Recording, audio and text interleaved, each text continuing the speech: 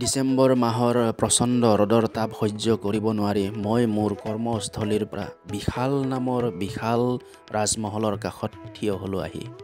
এই ৰাজমহলৰ কাষতে আছিল এটা সৰু মহল। তাতে কেইজনমান যুৱকে অপকৰ্ম কৰি আছিল। ইহঁতে কি কৰি আছে বুলি মই ওচৰত গৈ চালোঁ।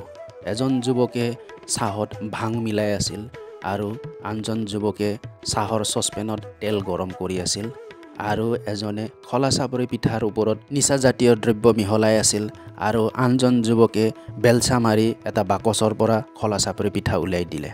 দেখা পালোঁ যে পিঠাটোৰ ওপৰত ভাং, গাঞ্জা, আফিম সকলোবোৰ দ্ৰব্য মিহলোৱা আছে আৰু এজনীয়ে বেগৰ ভিতৰত পিষ্টলটো বিচাৰি আছিল যাতে তেওঁলোকক ভয় দেখুৱাই ফ্ৰীতে খানাটো খাই যাব। ঠিক সেই সময়তে কেপেচিনো নামৰ ভাং মিলোৱা চাহটো আহি পালে আৰু মই খাই দিলোঁ। তাৰ পিছত মই নিচাৰ ৰাগত মতলীয়া হৈ গ'লোঁ। ডাঙৰে যি কৰে সৰুৱে সেইটোৱে অনুসৰণ কৰে বুলি কয় কথাটো আজি সেই কথা প্ৰমাণিত হৈ গ'ল। বিমানেও এই চাহৰ আনন্দ লাভ কৰিলে। প্ৰায় এসপ্তাহমান ভোকত আছিলোঁ, সেইকাৰণে মই যুৱককেইজনৰ পৰা খলা চাপৰি পিঠাটো কাঢ়ি আনিলোঁ আৰু কাকো নৰখাকৈ মই পিঠাটো ল'লোঁ। পিঠাটো লৈ খাব ধৰিলোঁ। পিঠাটো খাই আহি মই ঘৰত টাইম পাছ নোহোৱাৰ কাৰণে ফ্ৰী ফায়াৰ খেলি আছিলোঁ।